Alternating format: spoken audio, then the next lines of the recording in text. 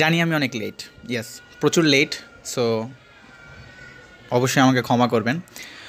But ভাই তাড়াতাড়ি এসেও কী হবে, মানে ছোটরা সব কিছু নিয়ে আসতেছে, তারপরে অন্য দেশ থেকে ফ্র্যাঞ্চাইজি টুর্নামেন্ট কাপ নিয়ে আসতেছে, আর আমরা বাইলেটারাল সিরিজ এখন জিততে পারতেছি না।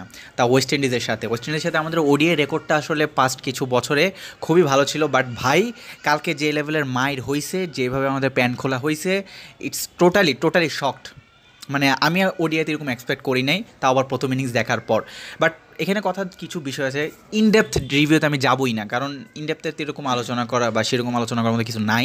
আই ওয়ান্ট জাস্ট মানে ক্লিয়ার যে আমার রিয়াকশানটা কী ছিল। প্রথমে আপনি করছেন প্রায় 290+, মানে 290+ একটা স্কোর আমরা করতে পারছি, যেটা আরও বেশি হইতে পারতো। বাট লাস্টে দিয়ে ফিনিশিংটা তেমন আসে নাই, তাও ঠিক আছে, আচ্ছা যাই মানলাম, এটা একটা ডিসেন্ট স্কোর।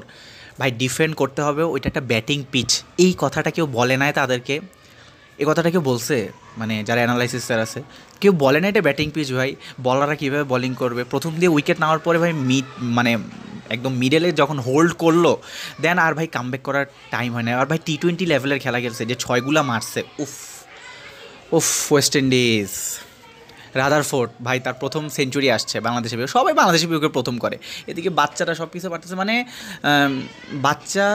বাচ্চাটা লেভেলে যেসব ক্রিকেট খেলে, এর চেয়ে বড়ো হইলেই কাহিনিটা ঘটে যায়। সো টোটালি বড়দের সেরকম অ্যাচিভমেন্ট বলতে আমরা কি সেভাবে কিছু পাই নাই, বলার একজন বলার কমতি দেখতে পাইছি। আর ভাই এই বাংলাদেশ সাকিব আল হাসান ছাড়া কিছু বলার নাই। লাইক হোপ করবো নেক্সটে কামব্যাক করুক, কামব্যাক করলে আমাদেরই উপকার হবে। আর আপনাদের কি মতামত আমাকে একটু কমেন্টে জানান।